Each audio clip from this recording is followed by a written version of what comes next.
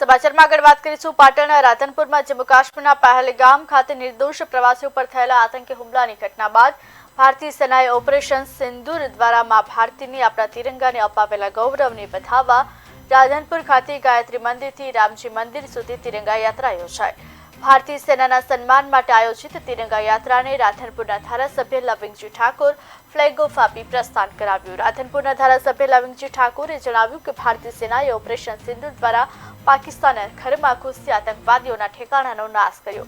વિશ્વએ પણ ભારતની નોંધ લીધી। તિરંગા યાત્રામાં નગરપાલિકા પ્રમુખ Bhavnaben Vikrambhai Joshi, Sadaram multi specialty hospital doctor Govindji Thakur, Radhanpur તાલુકા ભાજપ પ્રમુખ અજીતસિંહ પરમાર, રાધનપુર તાલુકા ભાજપ મંત્રી બેચર ઠાકોર અને સંગઠનના પદાધિકારીઓ, વિવિધ સામાજિક ધાર્મિક સંસ્થાઓ, પોલીસ જવાનો, હોમગાર્ડ જવાનો, દરેક સમાજના અગ્રણીઓ, વેપારીઓ, શહેરીજનો જોડાયા। નગર અને તાલુકાના તમામ સમાજના કાર્યકર્તાઓએ જે પહેલગામમાં જે આપણા પ્રવાસીઓને જે આતંકવાદીઓએ નામ અને ધર્મ પૂછીને જે આપણી દીકરીઓનો, બહેનોનો, માતાઓનો સિંદર છીનવી લીધો, એના માનમાં આજે આ તિરંગા યાત્રા આખા ગુજરાતમાં અને ભારતભરમાં એ આયોજન કર્યું છે। કારણ કે આપણા યશસ્વી મોદી સાહેબે એનો જવાબ આપ્યો છે।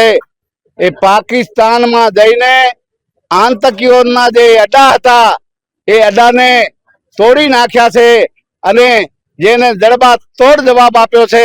એના માનમાં જે શહીદોનો, આપણા જે શહીદોનું છે એનો જોમ જુસ્સો વધારવા માટે આખા આજે ગુજરાતમાં અને ભારતભરમાં એ તિરંગા યાત્રાનું આયોજન કર્યું છે અને આખા વિશ્વના દેશોએ એની નોંધ લીધી છે કે મોદી સાહેબ ખરેખર મોદી સાહેબ છે।